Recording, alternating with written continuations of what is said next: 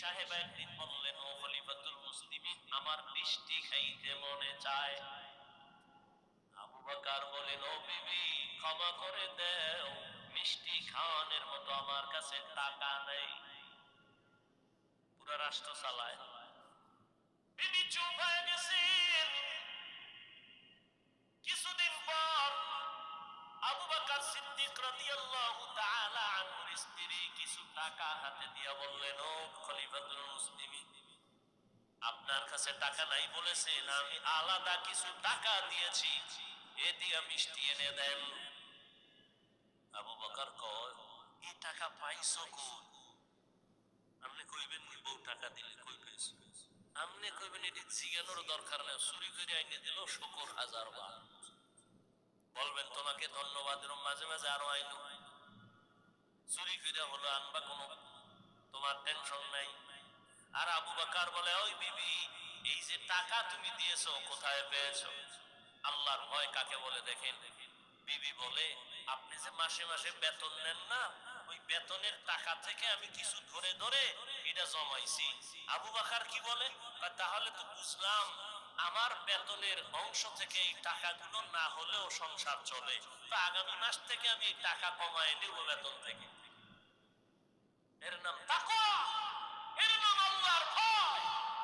हर के तारत खौफे हकदार दी मदरम जन्नतुल मअवा देहदूना मकाम। আবু বকর জান্নাতের সার্টিফিকেট পাইছেন। নবী বলেন, জান্নাতের সার্টিফিকেট পাইয়া আবার কাঁদেন কেন?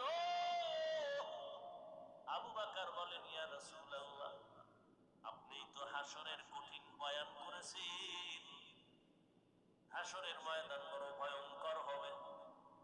ওই দিন সব নারী আর পুরুষেরা উলঙ্গ দাঁড়াবে। সূর্য মাথার উপরে নেমে আসবে, জমিন হবে তামা, জাহান্নামের আগুনের গরম। ওদিকে আমার আল্লাহ রাগান্বিত আওয়াজ দিবেন, লিমানিল মুলকুল ইয়াউম লিল্লাহিল ওয়াহিদিল কাহ্হার। আল্লাহ এতটা রাগান্বিত আওয়াজ দিবেন যে হাসরের ময়দানটা থরথর করে কেঁপে উঠবে। আবু বকর বলেন, ইয়া রাসূলুল্লাহ, নবীরা পর্যন্ত কান্না করবেন সেই দিন, আপনিই বয়ান করেছেন। হাসরের ময়দানের ভয়ঙ্কর হালাত দেখে যে নবীদের গুনাহ নাই তারাও কাঁদবেন। মুসা নবী কাঁদবেন, ঈসা নবী কাঁদবেন, ইব্রাহিম নবী কাঁদবেন, আদম নবী কান্না করবেন। উম্মতেরা পাগলের মতো দৌড়াবে, সুপারিশের জন্য কোন নবী সুপারিশ করবেন না। ও রহমতের নবী, আপনিই বয়ান করেছেন। আম্মা জান আয়েশা রাদিয়াল্লাহু তাআলা আনহা বলেন, নবীজির মাঝে মাঝে দেখতাম আমার রুমের মধ্যে বৈশা নবী গুনগুন করে কান্না করে। আমি আয়েশা, 6 বছরে আমার নবীজির সাথে বিয়া হলো, 9 বছর বয়সে আমি নবীর ঘরে আসলাম। আমার 18 বছর যখন বয়স হয়, নবী দুনিয়া থেকে চলে গেলে আমি নবীরে কান্না করতে দেখলে ভয় পাইতাম। আমার এই অল্প বয়সের কারণে না জানি কোনো বেয়াদবি হয়ে যায়। আমি বারবার জিজ্ঞাসা করতাম, ও মায়ার নবী, আপনি আমার রুমে বৈশা কেন কাঁদেন? নবী বলেন, ও আয়েশা, আমি 2টা কারণে বেশি বেশি কান্না করি। আমার জীবনের একটা অধ্যায় ছিল বড় কান্নার অধ্যায়, দুঃখের অধ্যায়, তুমি দেখো না এর আয়েশা। আমার মক্কার মানুষ আমার আরামে ঘুমাইতে দেয় নাই। আমার চতুর্দিক থেকে আক্রমণ, আমার শরীরের মধ্যে পাথর মেরে রক্ত ঝরাইছে, আমার হাঁটার পথে কাটা দিত। ওই সময় আমার ওই কঠিন দুঃখের সময় আমার আপন একজন সহধর্মিণী ছিল খাদিজা। ওই খাদিজার কথা যখন আমার মনে পড়ে, চোখের পানি ধরে রাখতে পারি না রে আয়েশা। খাদিজার কথা মনে পড়লে চোখের পানি চলে আসে। হাসরের মাঠের কথা যখন মনে হয়, আমি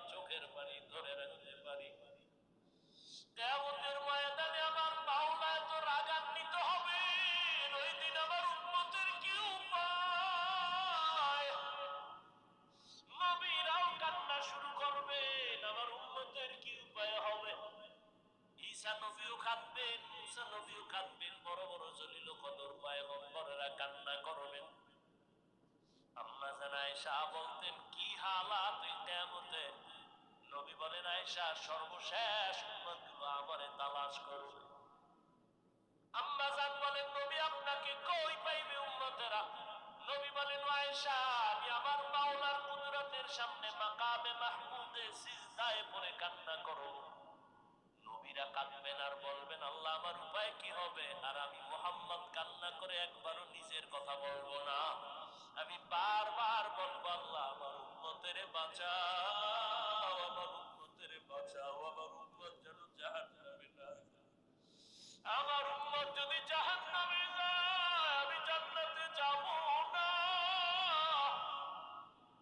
আমার কান্না দেখে আমার আল্লাহ বলবেন, ও নবী কাঁদবেন না, আপনি মাথা উঁচু করেন, উম্মত গুলো ধরে ধরে জান্নাতের দিকে নিয়ে যান। আমি আমার উম্মত গুলো বেছে বেছে জান্নাতের দিকে হাউজে কাউসারের কিনারায় নিয়ে দাঁড় করাবো। আম্মা জান আয়েশা বলেন, ইয়া রাসূলুল্লাহ, কোটি কোটি কোটি মানুষের ভেতরে উম্মতের চিনবেন কি করে? নবী বলেন, ও আয়েশা আমার উম্মতেরা যারা 5 ওয়াক্ত নামাজ ওযু বানাইয়া আদায় করবে, কিয়ামতের দিন তাদের ওযুর জায়গাগুলো নূরের আলোতে ঝলমল করতে থাকবে। আমি দেখে দেখে আমার উম্মতগুলো হাউজে কাউসারের কিনারায় নিয়া লাইনে দাঁড় করাইয়া আমি নবী নিজের হাতে কাউসারের পানি পেয়ালা ভরে ভরে দিব। আমার উম্মতেরা পানি পান করবে, পিপাসা থাকবে না। আমার উম্মতেরা কাউসারের পানি পান করে করে এভাবে জান্নাতের পথে গিয়া বলবে।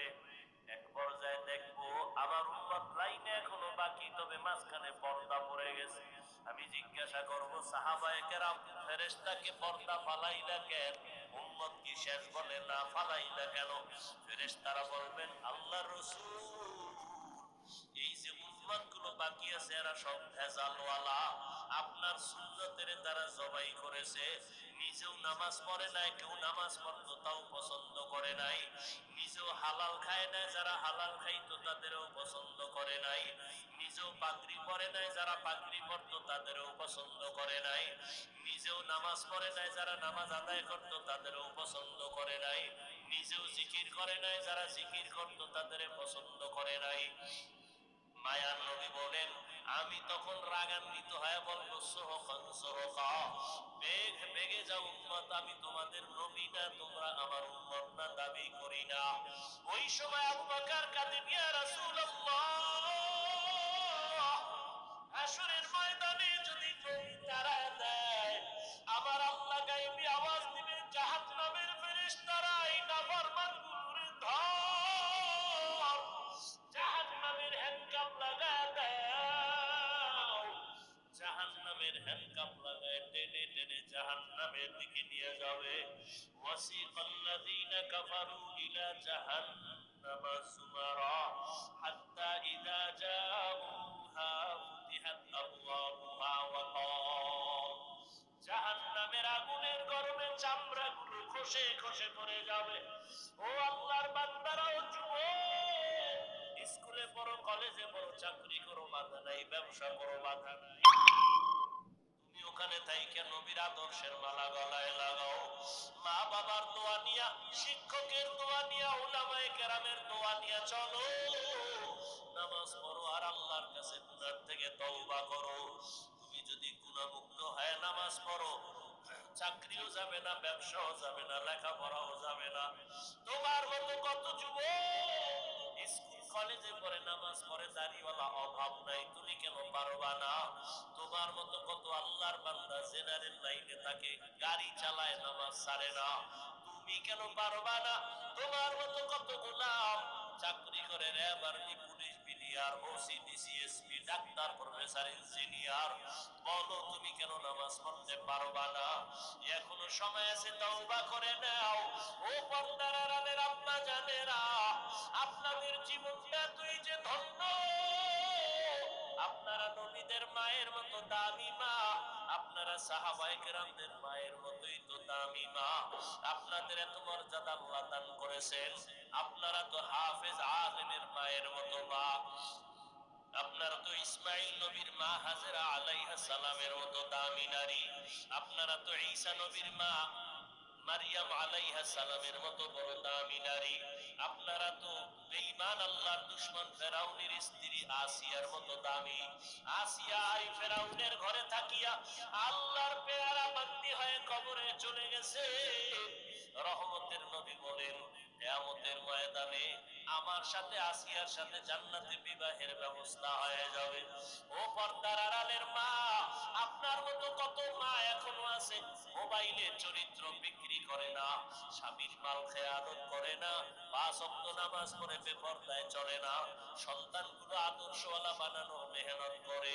এরে আম্মা জানেরা, আপনারা যদি চেষ্টা করতেন স্বামীর মাল হেফাজত করতেন, আল্লাহর কাছে নামাজ পড়ে দোয়া করতেন, আর বলতেন স্বামী আমার নামাজ পড়ো আর হালাল ভাবে কামাই করো, হারাম টাকা খেয়ে আমাদের রক্ত নাপাক করতে চাই না, সন্তানের রক্ত নাপাক করব না, আপনি যদি চেষ্টা করতেন ইনশাআল্লাহ আপনার স্বামী দ্বীনের পথে চলে আসতো, আদর্শ সন্তান দুনিয়াতে রেখে যাইতেন। ডাক্তার হইয়াও সন্তান কোরআন তেলাওয়াত করে মায়ের জন্য দোয়া করতে ভুলতো না। এখনো সময় আছে, তওবা করেন।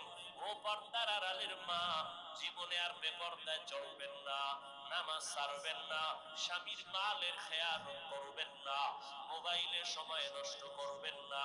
ও আমার কলিজার যুবক, এখনো সময় আছে, তওবা করে নাও, আল্লাহর আযাবের ভয় অন্তরে জমা করো। জীবনে আর কোনোদিন দাড়ি কাটবা না, নামাজ ছাড়বা না, বেপরদায় চলবা না। মা বাবার নেক দোয়া নিয়া বেয়াদবির থেকে বেঁচে থাকবা, শিক্ষকের দোয়া নিয়ে চলবা, উলামায়ে কেরামের দোয়া নিয়ে চলবা, নবীর তরিকা মেনে চলবা। তওবা করার মতো যদি কারো অন্তর তৈরি হয়, মুনাফিকি যদি অন্তরে না থাকে, দুর্বলতা না থাকে, তওবার নিয়ত যাদের অন্তরে আছে, দুটো হাত আল্লাহকে দেখাইয়া দাও। আয় আল্লাহ আমাদের হাতগুলো কবুল করে নেন, তওবা কবুল করে নেন, তওবার উপরে মজবুত হইয়া চলার মতো তৌফিক দান করেন, আমিন। निगाहे मुमिन से तू बदल जाती है तकदीर,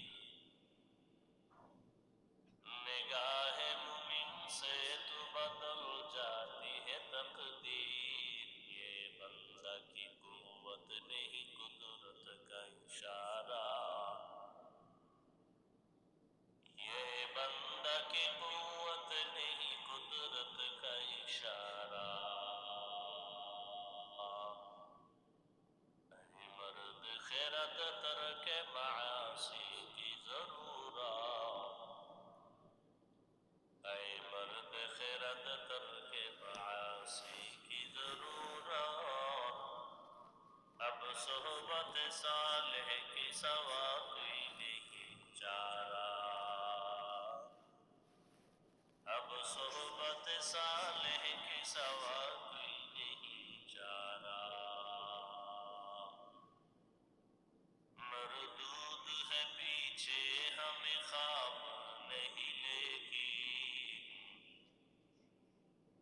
मरदूद है पीछे हमें ख्वाब नहीं लेकिन, एक वक्त में हालात जो अमाल है सारा,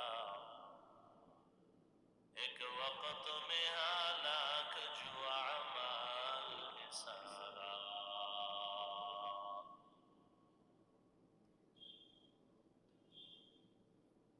বরিশালের ঐতিহ্যবাহী শিক্ষা প্রতিষ্ঠান জামিয়া ইসলামিয়া মাহমুদিয়া কর্তৃক আয়োজিত বার্ষিক 3 দিনব্যাপী মাহফিলের আজ প্রথম দিন। উপস্থিত মুহতারাম সম্মানিত সভাপতি হযরত উলামায়ে কেরাম, অত্র অঞ্চলের বিভিন্ন স্থান থেকে আগত আল্লাহ পাকের আশিকিন, জাকিরিন, শাকিরিন, মুহিব্বিন, মুরব্বিয়ান এযাম, কলিজার টুকরা আমার সমবয়সী যুবক বন্ধুগণ, স্নেহের ছোট ভাই, পর্দার আড়ালে মাইকের আওয়াজ শ্রবণদাতা সম্মানিত মা ও বোনেরা, আল্লাহ পাকের দরবারে শুকর যে আল্লাহ রাব্বুল আলামিন আমাদেরকে সুস্থ রেখেছেন,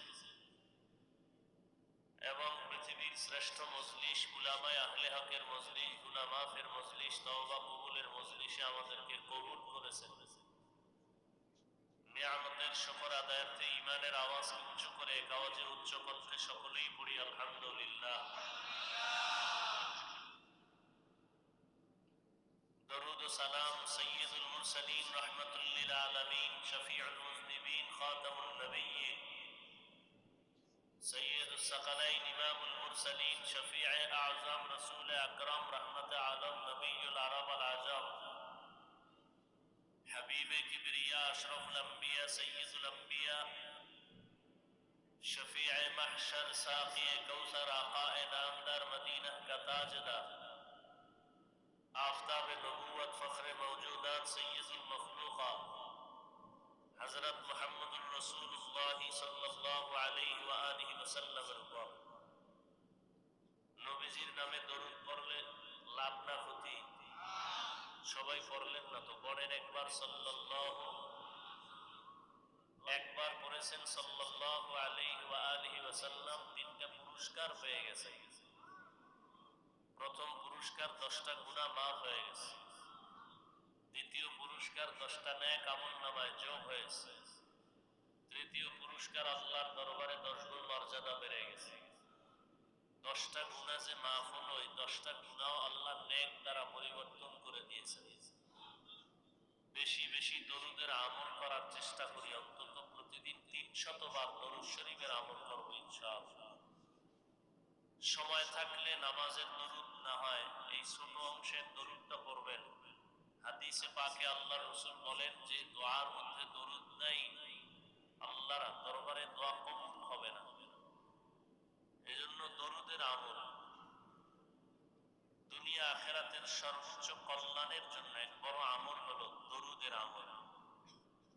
বেশি বেশি আল্লাহ আমাদেরকে দরুদের আমল করার তৌফিক দান করেন। হযরত উলামায়ে কেরাম আলোচনা রেখেছেন ইনশাআল্লাহ আগামী কাল এবং পরের দিন দেশের শীর্ষস্থানীয় হযরত উলামায়ে কেরাম আসবেন, আলোচনা করবেন। উল্লেখযোগ্য যে হযরত পীর সাহেব হুজুর চরমনাই দামাত বারাকাতুহু শেষ দিন আলোচনা রাখবেন। আরো অনেক উলামায়ে কেরাম, আল্লাহ পাক উলামায়ে কেরামদের কথাগুলো সহিহ তরিকায় আমল করার তৌফিক দান করেন। উলামায়ে কেরামের ইজ্জতকে আল্লাহ বেশি বেশি বাড়ায় দেন। উলামায়ে কেরামের সম্মানকে বিনষ্ট করার জন্য যারা বিভিন্ন ষড়যন্ত্র করে ফেসবুক বা মিডিয়ার মাধ্যমে, আল্লাহ এদের হেদায়েত দান করেন। আমি আপনাদের দোয়া নেওয়ার জন্য হাজির হয়েছি। দোয়া সবথেকে বড় একটা অস্ত্র। আর দোয়া সালাহুল মুমিন, মুমিনের বড় হাতিয়ার একটা দোয়া। দোয়ার দ্বারা বান্দা অনেক দূর এগিয়ে যায়, যেটা নিজের চেষ্টায় আগাতে পারে না। এই দোয়া আমার সবথেকে বড় পুঁজি। বাকি সংক্ষিপ্ত কয়েকটি কথা বলার নিয়তে কোরআনে হাকিমের এক আয়াতে কারিমা, রাসূলের হাদিস থেকে এক হাদিসের অংশ পেশ করেছি। সহি নিয়তে, সহি তরিকায়, সহি কিছু কথা কোরআন সুন্নাহর আলোকে আমাকে বলার মতো, আপনাদেরকে শুনবার মতো ইখলাস ও রুহানিয়াতের সাথে আল্লাহ কবুল করেন। ওয়া আম্মা মান খাফা মাকাম রাব্বিহি ওয়া নাহান নাফসা আনিল হাওয়া ফাইন্নাল জান্নাতা হিয়াল মাওয়া। আল্লাহ বলেন, হে রাসূল উম্মতকে বলে দেন যে আমার আদালতে দাঁড়াইয়া হিসাব দেওয়ার ভয়ে নিজেকে দুনিয়াতে গুনাহ থেকে বাঁচাবে, আমি আল্লাহ তাকে বিনা হিসাবে জান্নাত দিব। নবীজি বলেন, আলা সাবধান হে উম্মত, কুল্লুকুম রাঈন, তোমরা প্রত্যেকেই দায়িত্বশীল। অকুল্লুকুম মাসউলুন আন রাঈয়াতিহি, প্রত্যেকেই দায়িত্বের কারণে আল্লাহর আদালতে জবাবদিহিতার কাঠগড়ায় দাঁড়াতে হবে, বিচারের সম্মুখীন হতে হবে। নবীজির হাদিস শুনে সাহাবাদের মধ্য থেকে কেউ বললেন, হে আল্লাহর রাসূল, দায়িত্বশীল কে কার উপর? নবীজি বললেন অধীনস্থদের যিনি গার্ডিয়ান কর্তা হবেন সে অধীনস্থদের দায়িত্বশীল। আরেকজন সাহাবী বললেন অধীনস্থদের দায়িত্বশীল হবে, আমার অধীনেও কেউ নেই, আমিও কারো অধীনে নেই, আমি একা, আমার কি দায়িত্ব? নবীজি বললেন আপনি আপনার অঙ্গ প্রত্যঙ্গের দায়িত্বশীল। প্রত্যেক সন্তান পিতামাতার অধীন, সন্তানের জন্য মা বাবা দায়িত্বশীল। স্ত্রী স্বামীর অধীন, প্রত্যেক স্বামী স্ত্রীর দায়িত্বশীল। মসজিদের ইমাম ও খতিব মুসল্লিদের দায়িত্বশীল।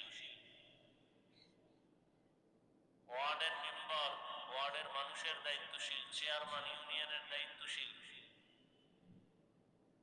মাদ্রাসা বা প্রতিষ্ঠানের ছাত্রদের জন্য শিক্ষক দায়িত্বশীল।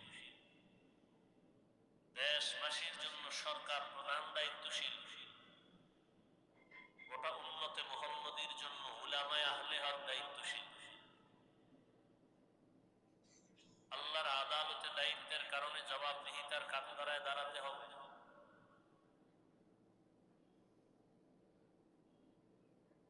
আল্লাহ কোরআনের এক আয়াতে বলেন ইয়া আইয়ুহাল্লাযীনা আমানু কু আনফুসাকুম ওয়া আহলিকুম নারা, হে মুমিন জাহান্নাম থেকে নিজেকে বাঁচাও, আহালকেও বাঁচাও। তো মা বাবা দায়িত্বশীল, তার আহাল সন্তান। মা বাবাও জাহান্নাম থেকে বাঁচবেন, সন্তানকেও বাঁচাবেন। স্বামী দায়িত্বশীল হিসাবে নিজেও বাঁচবেন, স্ত্রী আহাল হিসাবে তাকেও বাঁচাবেন। মসজিদের মুসল্লিদের জন্য ইমাম ও খতিব দায়িত্বশীল, কমিটি না। ভালো করে মনে রাখবেন, মসজিদের কমিটি মসজিদ মেরামতের দায়িত্বশীল, আর মুসল্লিদের দায়িত্বশীল ইমাম ও খতিব। কিন্তু আমার দেশে উল্টা চলে, মুসল্লিরও দায়িত্ব চালাকি করে, জুলুমের শিকার করে, নিজ হাতে নিয়ে নেয়। এমনকি তারা ইমাম ও খতিবকেও গোলাম হিসাবে তারা নিজেদের হুকুম মানানোর জন্য বিভিন্ন প্রপাগান্ডা, বিভিন্ন ষড়যন্ত্র করে। অথচ কমিটির মূল দায়িত্ব মসজিদ সুন্দর করা, বিল্ডিং কিভাবে করবে, ইমাম খতিব কিভাবে থাকবে, আর মুসল্লিদেরকে সুন্দর করার দায়িত্ব ইমাম ও খতিব। কোন কমিটি মুসল্লিদেরকে দ্বীনি লাইনে কিছুই দায়িত্ব নাই বলা, কিন্তু নাই তো দূরের কথা, ইমাম খতিবকেও সে চালাতে চায়। এই দোষ আমাদের কপালকে দিতে হবে, আর কাউকে না। কারণ শিয়ালের হাতে মুরগি দিলে যা হবে, ধর্মের চাবি সুদখোর বেনামাজির হাতে দিলে তাই হবে।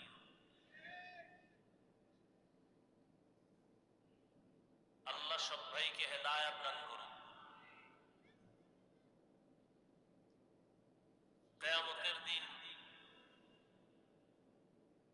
যে ব্যক্তি বলবে আমার অধীনে কেউ নেই, আমি একা, তার অঙ্গ প্রত্যঙ্গের দায়িত্ব নিয়ে আল্লাহর আদালতে দাঁড়াতে হবে। আল্লাহ বলবেন তোমার অঙ্গ প্রত্যঙ্গের দায়িত্ব পালন করেছো?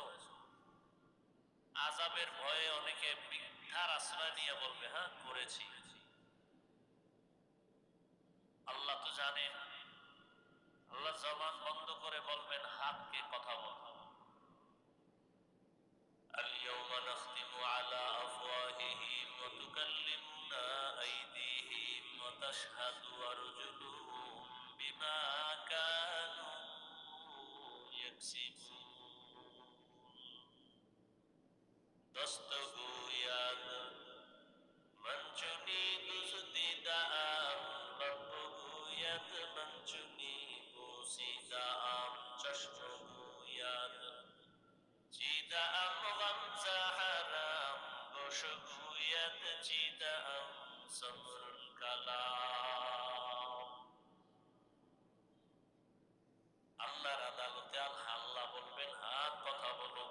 কথা বলো, চোখ কথা বলো।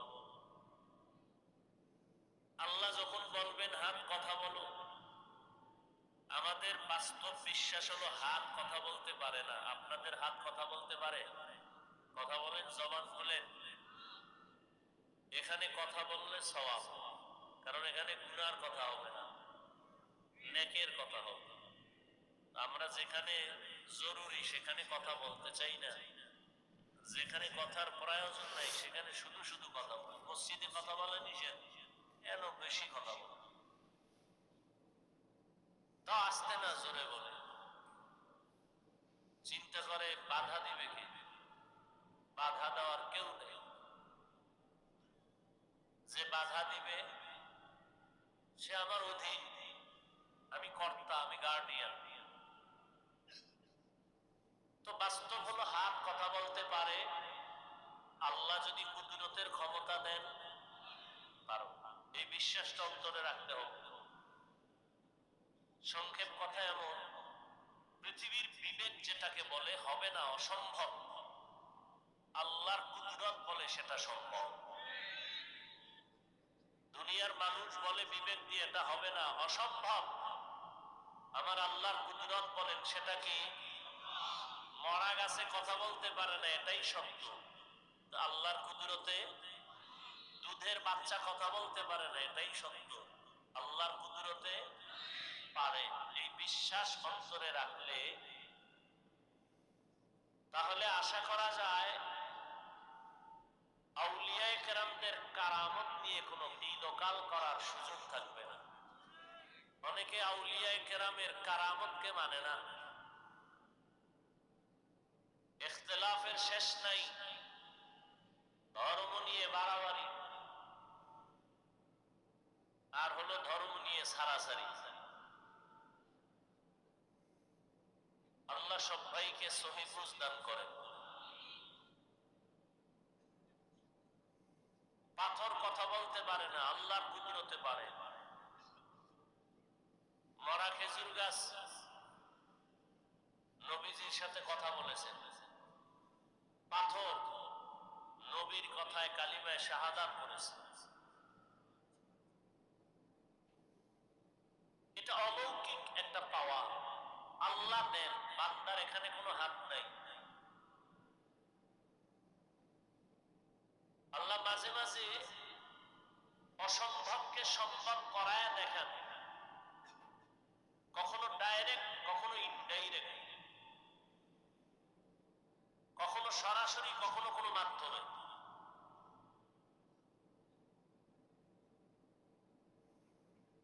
100 তলা বিল্ডিং 100 বছরের গ্যারান্টি, এক মুহূর্তে ভেঙে যায় একটা ভূমিকম্পের কারণে। আল্লাহর কুদরত। আবার কোন আল্লাহর কুদরতি অস্বাভাবিক কিছু ক্ষমতা আল্লাহ পাক তার প্রিয় বান্দাদের দ্বারা দেখান। বান্দা দেখায় নাকি দেখান? আল্লাহ দেখান তার প্রিয় বান্দাদের দ্বারা। পৃথিবীতে আল্লাহর সব থেকে প্রিয় বান্দা আম্বিয়ায়ে কেরাম, এরপরে আউলিয়ায়ে কেরাম, ওলি আউলিয়া। আম্বিয়ায়ে কেরামের দ্বারা অলৌকিক কিছু যদি ঘটে যায় আল্লাহ দেখান, এর নাম মুআজিজা। আর আউলিয়ায়ে কেরামের দ্বারা যদি ঘটে যায় এর নাম কারামত। আবু জাহাল হাতের মুষ্টিতে পাথর নিয়ে কয়, এই ভাতিজা, আমার হাতের মুঠে কি আছে বলতে পারবা? বলে, বললে কি হবে? বলে, পুরস্কার দিব। কি দিবেন? বলে, আমি নবী মানবো, কালেমা পড়বো। নবী বলেন, আমি বলতে জানি না। কেন জানো না? বলে, আমি গাইবের মালিক না। গাইবের মালিক কে? قُل لا يعلم من في السماوات والأرض الغيب إلا الله। হে নবী, আপনি বলে দেন, আসমানের বাসিন্দারা কেউ গায়ব জানে না, জমিনের বাসিন্দারা কেউ গায়ব জানে না। একমাত্র গায়বের ইলম আছে আল্লাহর, কারো নাই। নবী বলেন আমি বলতে জানি না চাচা, তবে নবী এখানে আওয়াজ দিলেন, এই চাচার হাতে কি আছো একটু আওয়াজ দাও। সাথে সাথে আবু জাহালের হাতের পাথরগুলো কালিমা পড়া শুরু করলো। আরো আস্তে করে বলো। মুসলমানের একটা আওয়াজ বাতিল ভণ্ডদের জন্য একটা আতঙ্ক। আবু জাহাল পাথরগুলো মাটির মধ্যে ফেলে কয়, ভাতিজা তুমি এত বড় জাদু খাও? পাথর কথা বলতে পারে না। আল্লাহ বলাইছেন নি কার মাধ্যমে? বলেন, নবীর মাধ্যমে। এর নাম মুআজিজা। নদীর মধ্যে পানি নাই বহু বছর, শুকনা নদী। একজন আল্লাহর ওলির কাছে আসলেন, আল্লাহর ওলি একটা চিঠি লেখলেন, বললেন চিঠিটা নদীর মধ্যে ফেলে দাও। লোকেরা গিয়া নদীর মধ্যে চিঠি ফেলে দেওয়া মাত্র শুকনা নদীতে পানির জোয়ার শুরু হয়ে গেল। এটা কোন নবীর দ্বারা হয় নাই, একজন ওলির দ্বারা হয়েছে। দীর্ঘ বছর পানি নাই নদীর মধ্যে, একটা চিঠি লেখা সাইরা দিছে, পানি শুরু হয়েছে। এটা একটা, আপনারা তো সুবহানাল্লাহ বলছেন, কত লোক বলবে এটা কি গাঞ্জাখুরি কথা? শুকনা নদীতে একটা চিঠি লেখা সাইরা দিছে, পানির জোয়ার, এটা কেমন কথা? আচ্ছা বলো তো, এই কামটা ঘটাইলো কে? দাঁড়ান, কাম একজনে বলে কাজটা কে ঘটাইলো, তো একজনে কয় কাজটা ঘটাইছে সর্বনাই বিশ্বাস। তো দলিল ছাড়া কাফের হতেই পারে না। চিঠি লিখে নদীর মধ্যে ফেলবে আর পানির জোয়ার হবে, এটা কেমনে হয়? ও না না না না, সর্বনাই না। কারা করছে? এই ঘটনাটা ঘটাইছে দেওবন্দি। তারা মিনি কাফের পুরানা। না দেওবন্দিও না, তো কে ঘটাইলো? তাবলিগলারা। এরা মূর্খ, এটাও সম্ভব না। না আমরা ভুল বলছি, কে ঘটাইছে? এবার টানো, ইতিহাস টানো, টানতে টানতে টানতে টানতে গিয়ে দেখি এই ঘটনাটা ঘটাইছেন হযরত ওমরের চিঠি। সুবহানাল্লাহ। কার মাধ্যমে ঘটছে এটা? ওমর চিঠি লেখছেন, শুকনা নদীর মধ্যে ফেলে দিছে, পানির জোয়ার শুরু হয়ে গেছে। এইবার আস্তাগফিরুল্লাহ নাউজুবিল্লাহর পার্টিরা কি বলবে? ঘটনা তো ওমর ঘটায় দিছে। ওমর তো নবী না, ওমর তো সাহাবী, আহলুল্লাহ, ওলিয়ে কামেল। এর নাম কারামত। বিশ্বাস করলে মুমিন, অবিশ্বাস করলে বেঈমান। আল্লাহর কুদরতের দ্বারা সব সম্ভব, অবিশ্বাস করলে বেঈমান। বান্দার কোনো হাত নাই। কথা বুঝেননি? এইরকম কিছু অলৌকিক ঘটনা যদি অন্য কেউ ঘটায়, যেমন আক্রোশী ঘটায় দিছে চন্দ্রকড়া, মাইজবান্দার, দেওয়ানবাগ, এরকম কিছু যদি কেউ ঘটায় দেয়, দেখবেন তার মধ্যে শরীয়তের আমল আসেনি, সুন্নত আসেনি, পর্দা আসেনি। যদি না থাকে, সে যদি ঘটায়, তাহলে এটা কারামত না, এটা কুফরি কালাম বা জিনের কালাম। এটা কি কুফরি কালাম অথবা জিনের চালবাল। জিনের মাধ্যমে এরকম কিছু হতে পারে। অলৌকিক ঘটনা আল্লাহ যে ঘটাবেন, কোন গুনাহগারের দ্বারা ঘটাবেন না। আল্লাহর প্রিয় বান্দা যারা, তাদের মাধ্যমে আল্লাহ ঘটায় দেখাবেন। কোথা থেকে কোথায় চলে আসে। হাত কথা বলতে পারে না, আল্লাহ যখন বলবেন কথা বলো, হাত কথা বলবে। কেমনে বলবে? আল্লাহু আলাম। হাতকে আল্লাহ বলবেন তোমার ডিউটি যথাযথ পালন হয়েছে কিনা বলো। এই যে এক হাতে 5টা আঙ্গুল আছে না, এক একটা আঙ্গুলে কর আছে কতটা? 5 আঙ্গুলে কয়টা? এগুলো আল্লাহ অনর্থক বানান নাই। ও বান্দা, 5 বেলার নামাজ আদায় করিয়া ফরজের পরে ডান হাতের আঙ্গুলের কর গুলো গুনে গুনে তুমি 33 বার আলহামদুলিল্লাহ পড়ো, 33 বার সুবহানাল্লাহ পড়ো, 34 বার তুমি আল্লাহু আকবারের তাসবিহ পড়ো। এই করগুলো গুনে গুনে পড়ো। বাম হাতে না ডান হাতে? ভালো কাজ সব সময় ডান হবে, বাম হবে না। মনে থাকবে? ভালো কাজ কোন হাতে হবে? যেমন আমাদের দেশের অনেক বুজুর্গ আল্লাহর বান্দারা রাস্তায় বিড়ি টানে ডান হাতে, ভালো কাজ কি? অনেকেই দেখবেন ডান হাতে বিড়ি টানে, বাম হাতে চা টানে, কারণ তার বিড়ি টানা। আল্লাহ হেদায়াত দান করুন। তাহলে ভালো কাজ বাম হবে না ডান? তাহলে কোন হাতের কর দিয়ে গুনবেন? অনেকে বাম হাতে গুনে, এটা উচিত না। গুনাহ হবে তা বলছি না, উচিত না। তো হাত বলবে হে আল্লাহ, এই হাত দ্বারা মা বাবার খেদমত করবে, করে নাই। এই হাত দ্বারা কোরআন শরীফে আঙ্গুল দিয়ে দিয়ে টেনে টেনে পড়বে, পড়ে নাই। বরং এই বান্দা এক ধ্বংস লীলা হাতের মধ্যে নিয়ে আঙ্গুল টেনে টেনে আলেমের বিরুদ্ধে ফেসবুকে লেখছে। আল্লাহ বলবেন, চোখ তোমার কি হক আদায় করেছে সাক্ষী দাও। চোখ বলবে, হে মালিক, এই চোখ দিয়েছো তুমি, মা বাবা দেখবে, দেখে নাই। চোখ দিয়ে আলেম দেখবে, সওয়াব হবে, দেখে নাই। এই চোখ দিয়া বাইতুল্লাহ দেখবে, দেখে নাই। কোরআন দেখে দেখে পড়বে, দেখে নাই। বরং দরওয়াজা জানালাটা বন্ধ করে সারাটা রাত মোবাইল হাতের মধ্যে নিয়ে কবিরা গুনাহ, কবিরা গুনাহ, কবিরা গুনাহ দেখে দেখে রাত কাটিয়েছে। এরকম আসামি নাই?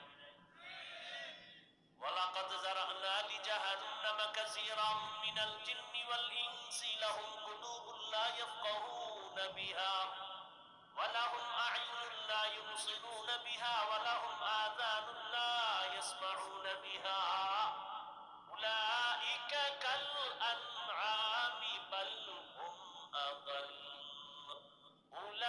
উলাইকা হুমুল গাফিলুন।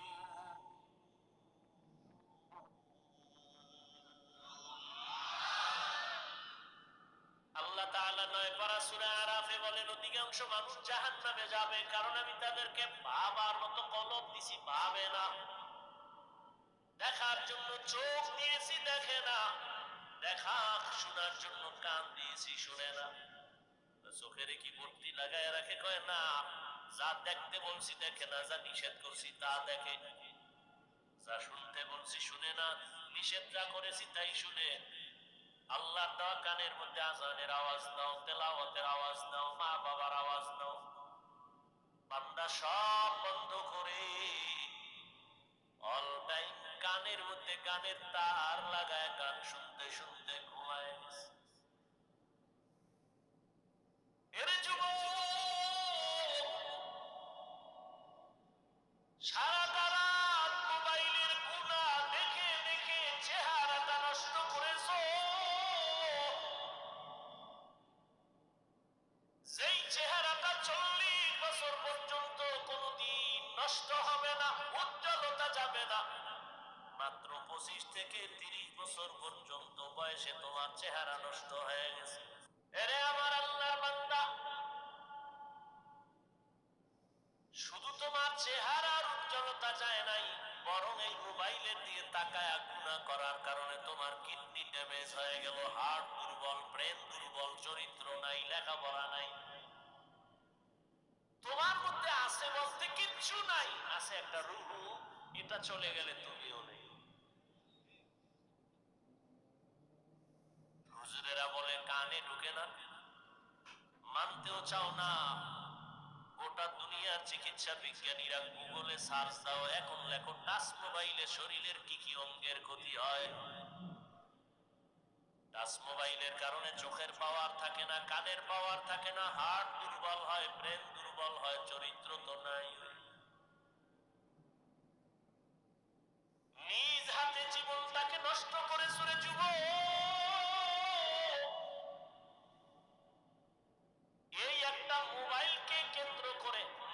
সাথে কত বেয়াদবি করেছো, বাবার সাথে কত বেয়াদবি। এই মোবাইলটাকে কেন্দ্র করে শিক্ষকের সাথে কত বেয়াদবি, আলেমের সাথে কত বেয়াদবি। এই মোবাইলকে কেন্দ্র করে কত সন্তান মা বাবার টাকা চুরি করেছো। আল্লাহ হেদায়াত দান করুন। এরে আল্লাহর গোলাম, কয়দিন আর কত রাত মোবাইল দিয়া কবিরা গুনাহ করলে তোর মনের আশা মিটবে, তারপরে তওবা করবি? বল বাবা, এখনো চিন্তা করো।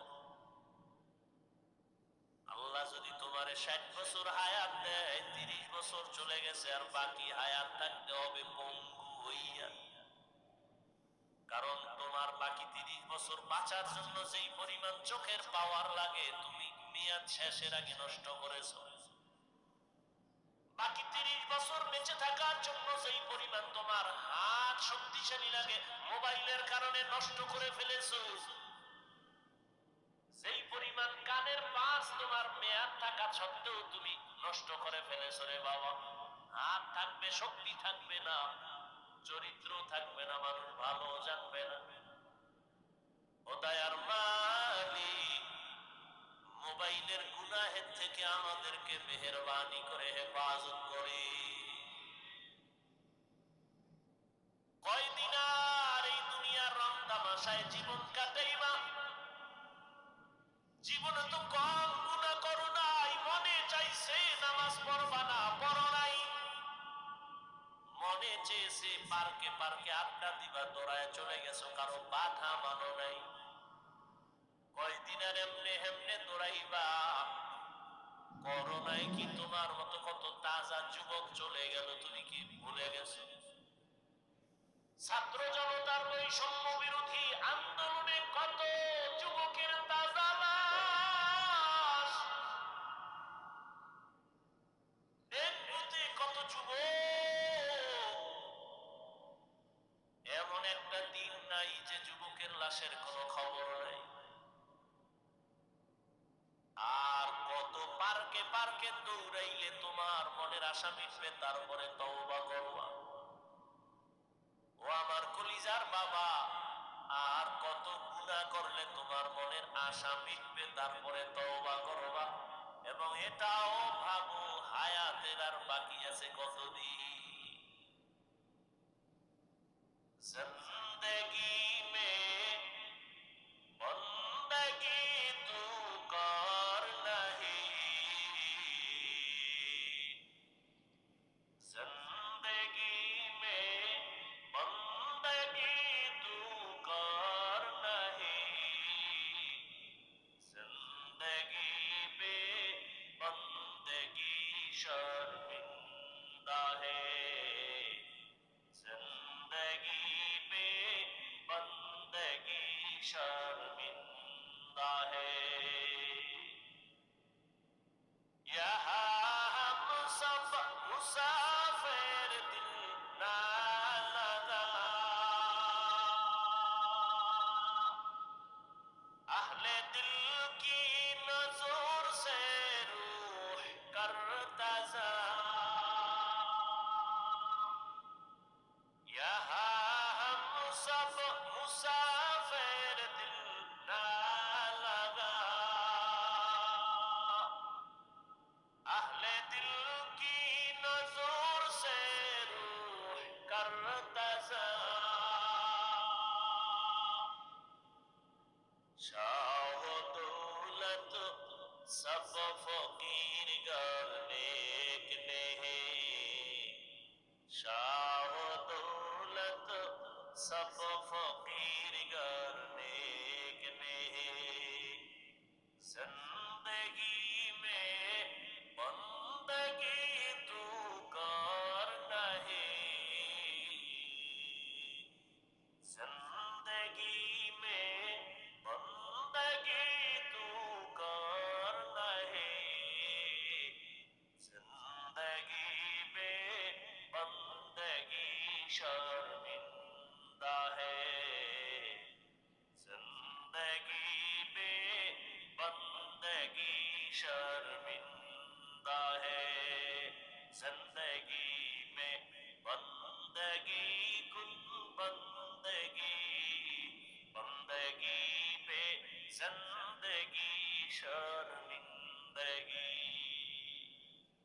বাদশাহ হারুন রশিদের নাম শুনছেন? বাদশাহ হারুন রশিদ একদিন তার রাজপ্রাসাদে ওলামাদের একটা কাফেলা জমা করলেন দাওয়াত মেহমানদারির জন্য। উঠা বসা করলে আমি দোয়া করে দেব। তো ওলামাদের কাফেলা বাদশাহ হারুন রশিদের রাজপ্রাসাদে হাজির। বাদশাহ হারুন রশিদ একদিকে রাষ্ট্রপ্রধান, অন্যদিকে আল্লাহর প্রিয় একজন ওলিয়ে কামেল। রাষ্ট্রপ্রধান তো তিনিই হবেন যে জনগণের ইমামতিও করবে, মসজিদে আবার জুমার খুতবা দেওয়ার অধিকার রাখবে। আর আমগো অবস্থা, জনগণের প্রতিনিধি ইমামতি করবে দূরের কথা, সালাম দিতে পারে। সালাম দেয় সালাম আলাইকুম, স্টাইল সালাম আলাইকুম, মানে তোর উপরে আল্লাহর গজব। হে ঘুরে খাও আলাইকুম, তোর উপরে আরো আগে। বাদশাহ হারুন রশিদ ওলামাদের কাফেলাকে ডাকলেন। তার স্ত্রীর নাম জানেননি? খবর নাই। দুনিয়ার গুনাহগারদের নাম জানে না? দুনিয়ার মধ্যে শ্রেষ্ঠ নায়িকা সুন্দরীকে এ নামও, হ্যাঁ, এ নামও জানে। তাফসীরের একটা অংশ। আল্লাহ হেদায়েত দান। অথচ দুনিয়াতে যাদের অক্লান্ত অবদান, মনীষী আল্লাহ প্রিয় গোলাম, এদের নাম আমাদের খবর নাই। বাদশাহ হারুন রশিদের স্ত্রীর নাম কি? জুবায়েদা খাতুন। কি নাম? জুবায়েদা খাতুন। তিনি ছিলেন কোরআনে হাফেজা। তার কাজের মহিলা ছিল 100, সবাই কোরআনে হাফেজা।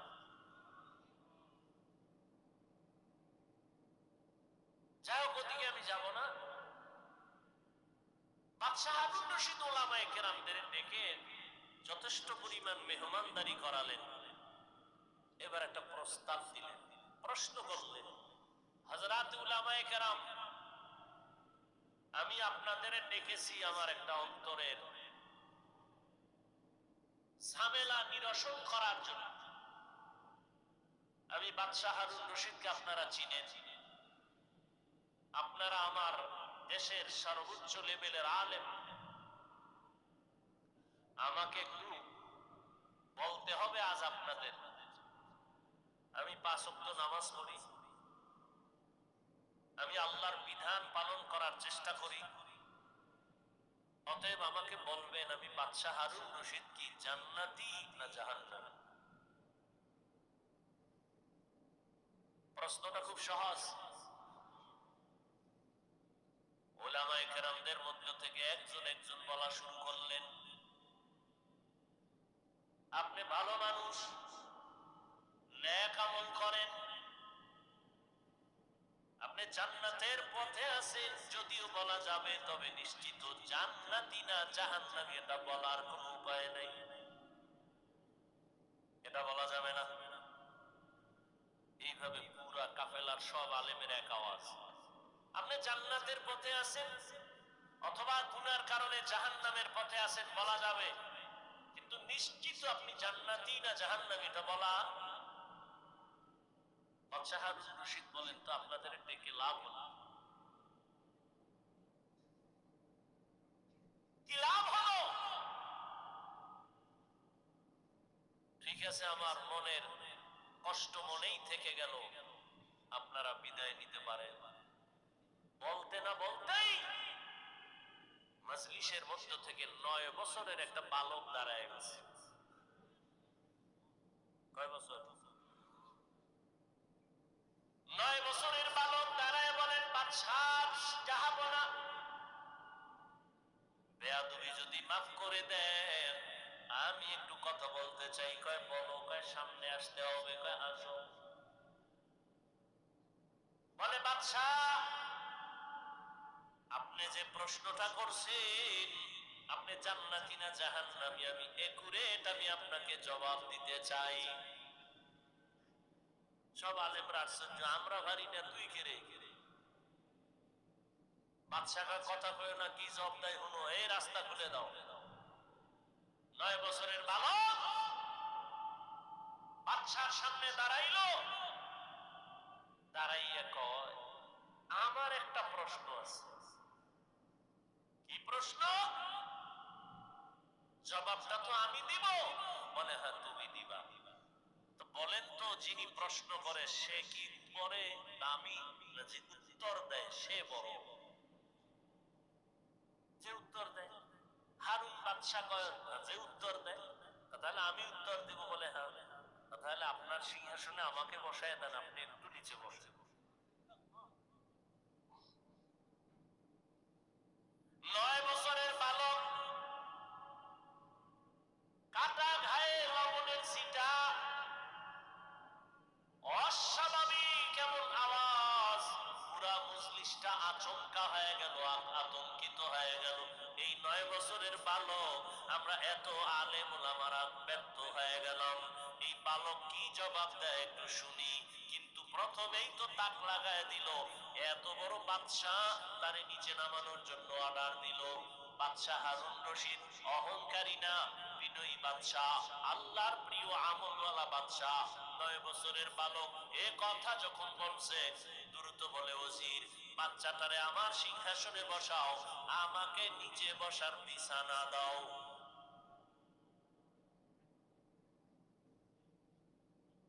বাচ্চাটারে উপরে বসাইয়া বাচ্চা নিচে বসলো। মরিচ লইল, ঝাল কম নেই। হ্যাঁ,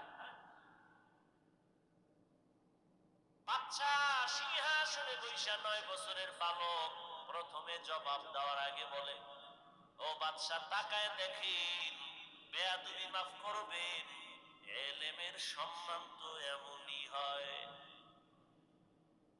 কিসের সম্মান?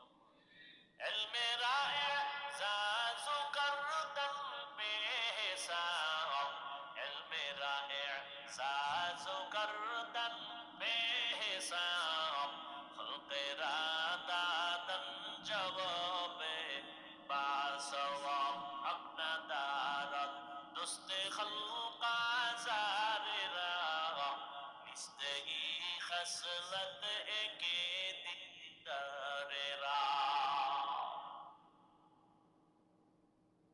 বাচ্চা ডাক দিয়া বলল, 9 বছরের বালক, এলেমের সম্মান তো এমনই হয়।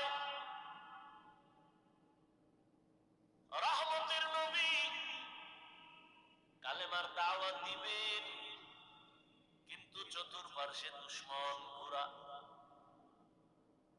7 বছরের সন্তান আইসা নবীর হাতে হাত লাগায় কালেমা পড়লেন। কয় বছর? কেউ বলেন 9 বছর, কেউ বলেন 8 বছর, কেউ বলেন 11 বছর। রহমতের নবীর হাতে কালেমা পড়েছেন, কালেমার পতাকা উড্ডীন করার শপথ নিয়ে নিলেন। রহমতের নবী বললেন, এরে সন্তান, এতদিন তুমি ছিলা আমার চাচাতো ভাই, এখন তুমি আমার সাহাবী। আল্লাহ যদি কপাল খুলে দেন, কিছুদিন পরেই এই সন্তান হবে রসুলের জামাতা। বলতে পারেন কে? হযরত আলী রাদিয়াল্লাহু তাআলা আনহু। হযরত আলী 7 থেকে 11 বছরের বয়সে নবীর হাতে হাত লাগাইলেন। রহমতের নবী খুশি হইয়া দোয়া করলেন, আনা দারুল হিকমাহ ওয়া আলিয়ুন বাবুহা, আমি হইলাম ইলম ও হিকমতের ঘর, আর এই ইলম ও হিকমতের ঘরের দরওয়াজা আমার আলী। ইলমের সম্মান পাওয়ার এত বেশি, হযরত আলী আল্লাহর শুকর আদায় করেন। রাজিনা বিস মাতাল জাব الجبار فينا لنا علم وللأعداء مال فإن الماء ليفني عن قريب وإن العلم باق لا يزال হযরত আলী বলেন, ও আল্লাহ, তোমার শুকর আদায় করি, সম্মানের চেয়ারে বসার জন্য দুই জিনিসের একটা লাগে, হয়তো শিক্ষাগত যোগ্যতা ইলম দরকার, না হয় টাকা দরকার, মাল দরকার। দুনিয়ার মানুষ শিক্ষিত বান্দারও সম্মানের জায়গা দেয়, অথবা যে ব্যক্তি টাকাওয়ালা তারও সম্মানের চেয়ার দেয়। ও আল্লাহ, তুমি আমাদের টাকার মালিক বানাও নাই, ইলমে ওহির মালিক বানাইছো, শুকর তোমার। ইলমের কারণে এত সম্মান, টাকা পাইয়া খুশি না রে মালিক, কারণ টাকাওয়ালার টাকা আজ আছে কাল থাকবে না, ইলমওয়ালার ইলম সিনায় ঢুকবে, কখনো বিদায় হবে না। টাকাওয়ালার টাকা আজ আছে কাল নাই, আর শিক্ষা যেটা ঢুকছে ইলম, এটা আর যাবে? বলেন না কেন? তবে এখানে একটা পয়েন্ট, যেহেতু অনেক আমার কলিজার ছাত্র ভাইরা আছেন, কথাটা মনে রাখবেন, পারলে লিখে রাখবেন। ইলম কখনো সিনাত থেকে যাবে না, তবে হ্যাঁ, দুইটা বেয়াদবি করলে ইলম থাকবে না। কয়টা? এক হলো ইলমের সাথে অপরাধ, দ্বিতীয় হলো ইলম ওয়ালা যারা, এদের সাথে বেয়াদবি করলে ইলম চলে যাবে। ইলমের সাথে বেয়াদবি করলে ইলম থাকে না, ইলম ওয়ালাদের সাথে বেয়াদবি করলে ইলম চলে যায়। এই জন্যই তো ইলমের ভান্ডার হযরত আলী বলেন, মান আল্লামানি হারফান ইনশাআ বাআ ওয়া ইনশাআ আতাকা। হযরত আলী বলেন, আমাকে একটা অক্ষর যিনি শিক্ষা দিয়েছেন, তিনি আমার মাথার মুকুট, চাইলে আমাকে বিক্রিও করে দিতে পারে, না হয় গোলাম বানাইয়াও রাখতে পারে। ইলমেরা এজাজ করদান বেহিসাব, খালকেরা দাদান জবাবে বাসওয়াব। ও আমার ছাত্র ভাইরা, ভালো করে বুঝো, হাটহাজারীর হুজুর চলে গেছেন, আল্লাহ জান্নাত দান করেন। হুজুর বলেছেন, হেলিকপ্টারে আমি ঘুরি, রিকশার মতো লাগে।